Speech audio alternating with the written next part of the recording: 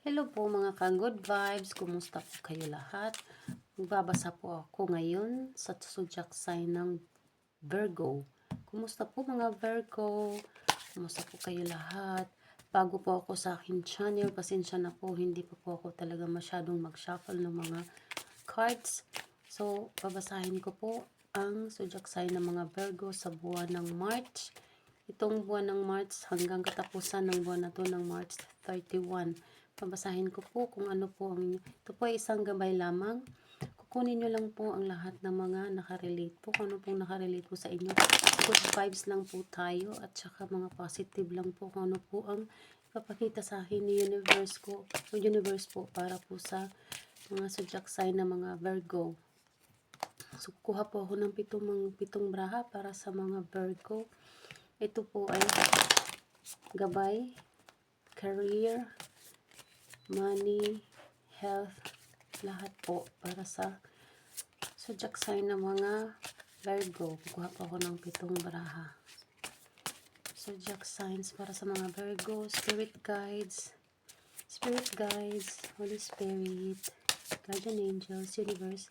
Papakita niyo po sa akin kung ano po ang mensahe na dapat sasabihin para sa mga Virgo. Teka. Kasi 7 lang po ang dapat kong kunin. Hindi. Balik natin. May lumabas na po kasing isa. So, 7 lang po ang kukunin natin. So, may isa nang lumabas. Ano tong una? Justice. So, kukuha tayo dito ng pangalawa. Queen of Pentacles. Ito sa pinakailalim. The Tower. So, kuha tayo sa gitna. Will and Fortune. Pang-4. Kuha tayo ng pang-5. The Magician. Dito uli sa pinakailalim. Kuha tayo Page of Wands. Page of Wands. Ito yung pang-6. Ang pang-7 natin. Kukuha tayo ng pang-last. Ito sa pinaka gitna. The World. So, mga mga Virgo. Ang una pong lumabas ng cards kanina yung tumalon, si Justice. Si Justice po ay, ikaw po ay nasa isang sitwasyon. Ano po ang problema po mga Virgo? Nagkaharap po. Hindi naman lahat po ha. Sa makarelate lang po nito ng mga Virgo. So, the Queen of Pentacles, the Tower. May paparating na bagyo sa buhay. Hindi ko sinasabi na ito ay malala. Mga Virgo, may haharapin o may kinakaharap na o haharapin pa na isang pag-uusap para ma-solve yung solusyon. Isang pag-uusap po ma-solve yung solusyon. Huwag po kayong magpa-epekto po sa inyong mga depression o di kaya problema sa buhay. Kasi po hindi po ang bawat problema ay may solusyon mga Virgo. Bawat problema ay may solusyon. So bawat sitwasyon, kasi lahat tayo dito sa mundo ay walang perpekto. Walang perpekto po, lahat tayo nagkakamali. So, huwag kang magpapa-apekto kung anumang klaseng problema ang meron ka mga Virgo. Kailangang magdasal ng taimtim. Kasi itong problema na to, maanuhan to sa, involved to sa pera. Itong problema na to, involved to sa pera. Na parang feel mo, babagsak at babagsak ka. Every problem there's a solution mga Virgo. Wag po kayong magpapa-apekto. Ang pinaka the best solution po sa ating lahat, pag may depression tayo, may problema, pag magdasal po, manalangin ng taimtim. Kasi ang Panginoon po, hindi po yan nang iiwan. Kung ano po ang bawat problema natin, ano yan, parang bundok din yan. Pag pupunta tayo sa isang lugar na kailangang mapuntahan natin yan, kailangang nandun yung haba ng pasensya mo. Bawat problema may solusyon. Wag na wag po kayo mapapaapekto kung ano man. Kasi hindi naman po lahat ha, mga Virgo, hindi lahat ng mga Virgo. Kasi itong problema na to, including to sa pera eh. May pera na involved dito, na malaking pera na involved. Oo. So, si Magician, masosolusyonan din yan mga Virgo. Itong pera na to, na parang kailangan na masulbahan to, makukuha mo to. Makukuha mo ang justice. Kasi parang hindi ko alam na scam ka ata o may nangutang sa'yo o ano man na parang dahil malaki ang pera, nagkakagulo. So parang maghaharapan kayo. Pero itong pera na to mababalik to sa'yo. Kasi hindi to basta-basta na pera eh. May babalik tong pera to. Kung may nangutang sa'yo na napakalaking halagang pera, magbabalik to sa'yo. Mga Virgo. Babalik at babalik to sa'yo. Doble pa. Kasi parang ikaw yung nabiktima eh. Ikaw yung nabiktima. So, wag na wag kang mapapaapekto sa problema. Kunting timpi lang. Wag masyadong init ng ulo. Wag magpapadala. Wag kang wag na wag kang makikinig kung ano yung sinasabi ng mga tao na parang natitrigger ka.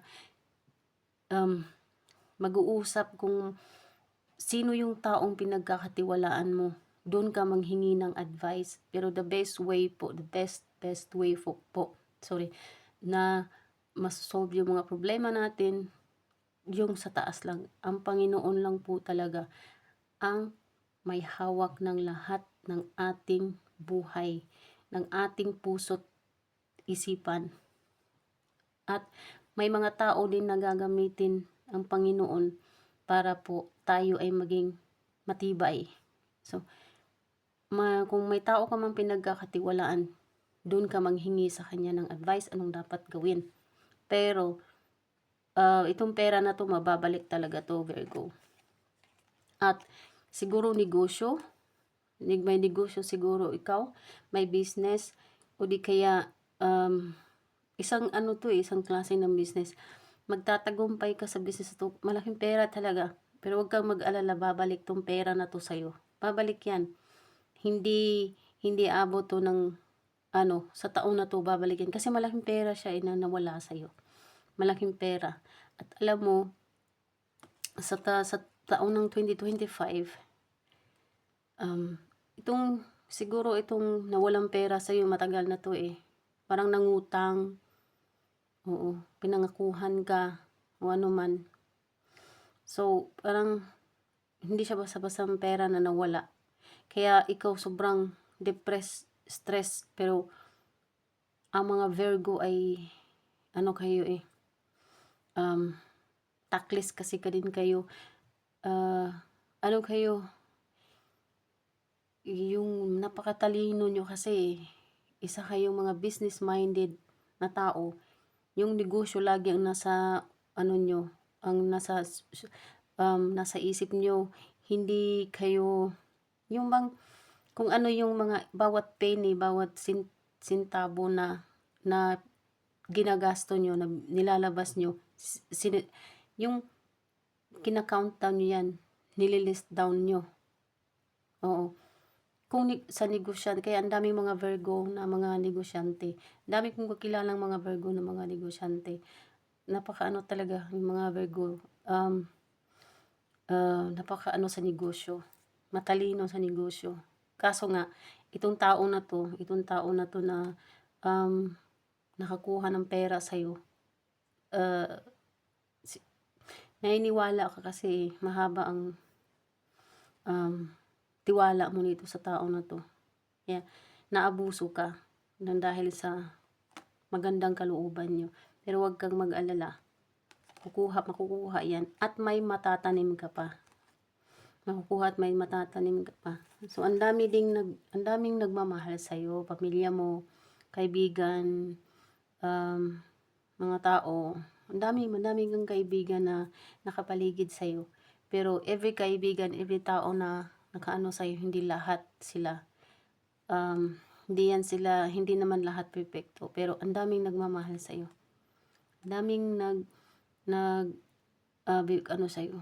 Yung bang naniniwala sa kakayahan mo, mga Virgo. Yung health mo naman, stable din po ang health mo. Oo.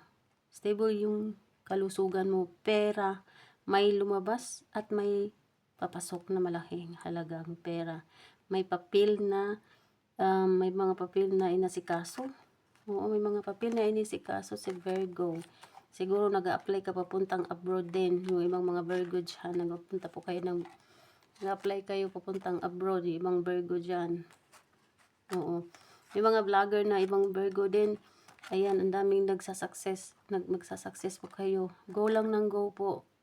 Kasi, sa taon ng 2025, ang dami kasing nagbo-boom ng mga mga vlogger. Ang daming yumayaman ng mga vlogger. So, hindi lahat ng porque nga vlogger ka, parang ano, kung ano yung naumpisahan nyo, mga Virgo, go lang ng go. Go lang ng go. Ganyan ang hamon ng buhay. Wag wag lang i-give up. Una sa lahat, dasal ng taimtim. Kasi ang Panginoon lang ang may solusyon sa lahat. No? So, kukuha tayo ng may bonus reading po ako dito para sa mga Virgo. Kukuha ko ng 3 card dito. So, itong card na to ay mensahe galing sa universe. Positive, negative, or neutral.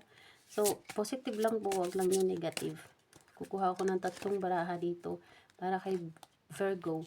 So, kung ano yung magkukuha kung 3 baraha, ibig sabihin ito yung sinasabi ni universe para kay Virgo. Kuha ako ng, teka, ano to? Kanina, ayan. Isa na yun. Kuha tayo, 2, 3. Ito yung 3 ang nag-ano Sige, kunin natin yan. So, ito yung 3 mensahe galing sa universe para kay Virgo. So, una ay, wow, positive. Ito ay the key. Susi sa tagumpay. Opening doors. A solution, success. Therapy, advice, possibilities. Yun nga po ang sinasabi ko kanina, mga Virgo. Ang ganda. Yan, Yan. The key, susi. Susi sa tagumpay. Yung ang sinasabi ko kanina, bawat problema may solusyon. Huwag kang mag-alala. Itong nawala sa'yo, babalik to. Kung may nangutang, buo na masauli tong pera na to. At may paparating pa. Wow, ganda mga Virgo. Pangalawa, positive din. The bouquet. Gifts, loves, happiness, abundance. Oh, positiveness, peace. Ang ganda ng ano ni universe sa iyo, Virgo. Ayan ang sumunod na braha, positive. Bouquet, gifts, happiness. Yun nga ang sinasabi ko, mga Virgo. Ha? Every problem there's a solution. Sabihin ko naman, mga Virgo na ikaw ay isang napaka talino mo kasi. Ang laking pera na paparating sa'yo at paparating pa, mga Virgo. Wow, sana all na lang, mga Virgo. Ito din si the 3, neutral siya. So, hindi siya negative. So, ito ay healing, body, illness, neutral environment. So, sabi ko kanina, huwag magpapadala sa mga problema, ipagdasal. Bawat problema may solusyon. Manghingi ng gabay sa taas. Doon ka magsabi sa kanya ng lahat ng mga problema mo sa Panginoon. Yan the 3. Yan. Mamumunga yan. Yang mga sinacrifice mo ng bawat pamilya mo, ng inyong mga sakripisyo ay magbubunga din. Ayan mga Virgo, ang ganda ng inyong braha. Dito lang po tayo. Maraming salamat po. Ito lang po nakikita ko po sa ngayon. So ito po yung mga nakita ko sa buwan ng March para sa mga Virgo. Maraming salamat po sa panonood. Hanggang sa sunod po. Paalam.